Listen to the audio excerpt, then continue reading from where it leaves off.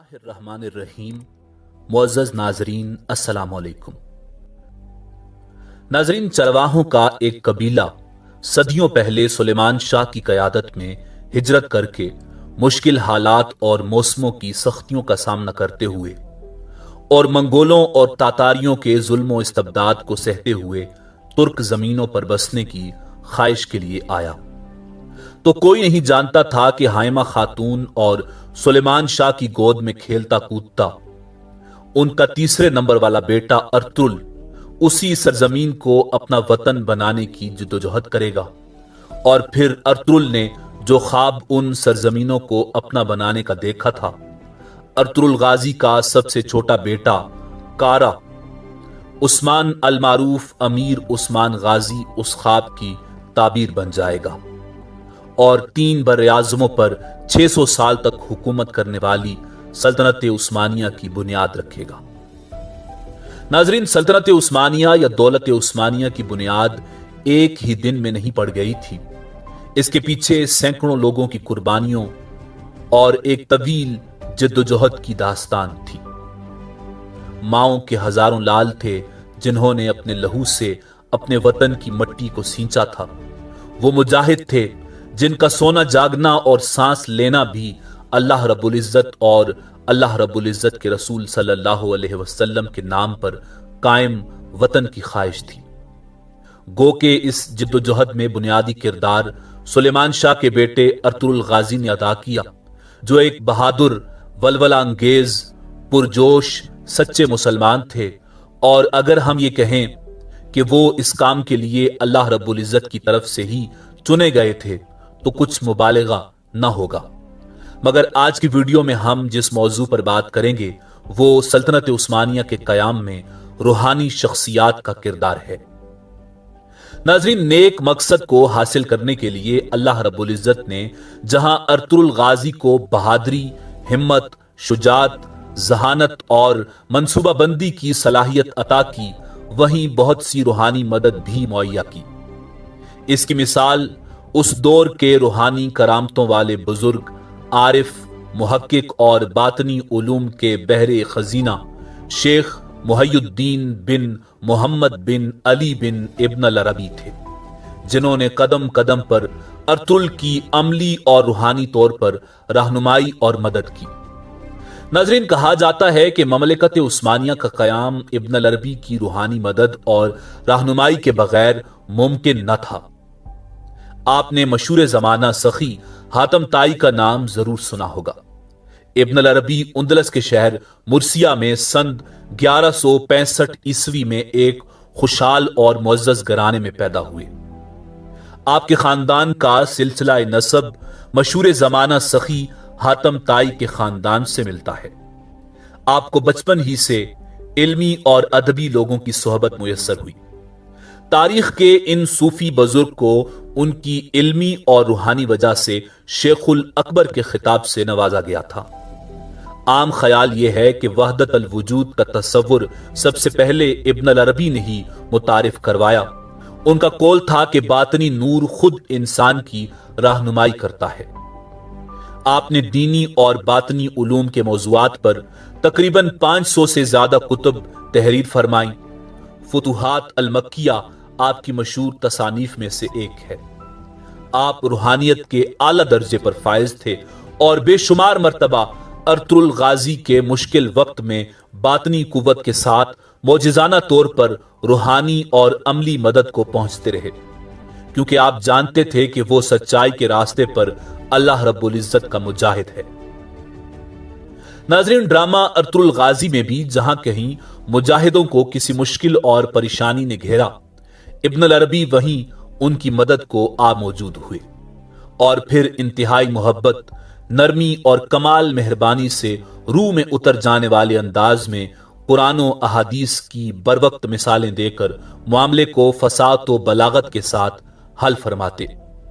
और यही वो रूहानी कुव्वत थी जो हमेशा अर्तुल की मददगार रही। इब्न अल अरबी दौलत उस्मानिया के मुख्तलिफ अदवार में मुख्तलिफ मुल्कों मसलन मराकश, बगदाद, काहिरा, मदीना मुनव्वरा और मक्का मुकरमा जैसे शहरों का दौरा करते रहे اور نہ صرف اپنے علوم کے ذریعے لوگوں کے ذہنوں کی آبیاری کرتے رہے بلکہ خود بھی بہت سے جید صوفی بزرگوں کی صحبت سے فیض یاب ہوئے۔ آخر اسی سفر کی کیفیت میں سن 1240 عیسوی میں آپ اپنے خالق حقیقی سے جا ملے۔ ناظرین، سلطنت عثمانیہ کے قیام کے بعد سلطنت عثمانیہ کے بانی عثمان بے بن ارطغرل غازی بن سلیمان شاہ قدرتی اور پیدائشی طور پر انتہائی شجاع، دلیر، جنگجو اور باہمت تھے، اور مزید اس پر انتہائی ذہین، معاملہ فہم، ماہرانہ جنگی سازشوں کی پلاننگ، دشمن کے لیے جال پھیلا کر اس کو اپنے شکنجے میں کسنا اور دشمن کے گھر میں گھس کر ان کی چال کو انہی پر پلٹ دینے کے ماہر تھے۔ ایک طرف آپ کی رگوں میں دوڑتا ارطغرل غازی کا شجاعت برا لہو آپ کو ہر وقت بے چین رکھتا، تو دوسری جانب ماں کی جانب سے ملی سلجوق شہزادی کے خون کی حرارت آپ کو ہر وقت میدان جنگ میں سرگرم رکھتی تھی۔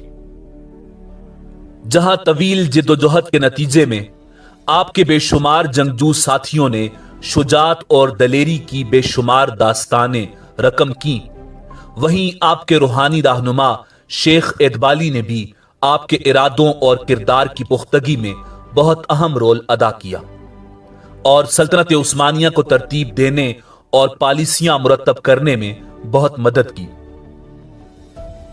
ناظرین، شیخ ادبالی سن 1206 عیسوی میں عرب کے قدیم قبیلہ بنو تمیم میں پیدا ہوئے، جو ایک معزز علمی اور ادبی تاجر گھرانہ تھا۔ آپ کے خاندان کا تعلق آہی برادری سے تھا۔ آہی برادری چمڑے کے کاروبار سے منسلک کاریگروں اور ہنرمندوں کی برادری تھی، جن کا کام اس وقت کے ہر طبقہ میں پسند کیا جاتا تھا۔ تاریخ شیخ ادبالی کو جہاں ایک ہنرمند اور کاریگر کے طور پر متعارف کرواتی ہے، وہیں انہیں ایک اعلیٰ درجے کی روحانی شخصیت کا درجہ بھی دیتی ہے۔ ارطغرل غازی بھی اکثر آپ کی صحبت سے فیضیاب ہوا کرتے تھے۔ اسی طرح شیخ ادبالی کی صحبت ابن العربی سے بھی ثابت ہے۔ جب منگولوں اور تاتاریوں کے ظلم سے دل برداشتہ ہو کر آپ اپنے خاندان اور آہی کاریگروں اور ہنرمندوں کے ساتھ خراسان سے ہجرت کر کے آئے تو اناطولیہ کو اپنا ٹھکانہ بنایا۔ یہاں آپ کی ملاقات ارطغرل اور پھر بعد ازاں عثمان سے ہوئی، اور عثمان آپ کی درس و تدریس کے مقدس روحانی ماحول میں آپ کی خدمت میں اکثر و بیشتر حاضر ہو کر آپ کی صحبت اور روحانی تعلیمات سے فیض پاتا رہا۔ ناظرین، شیخ ادبالی کے 2 بیٹے اور 2 بیٹیاں تھیں، اور سینکڑوں شاگرد تھے جو ان سے روحانیت، ہنرمندی و کاریگری کی تعلیم پاتے تھے۔ آپ نے اپنے شاگردوں کی مدد سے ایک درسگاہ بھی قائم کی تھی۔ آپ کے شاگرد درویش کہلاتے تھے۔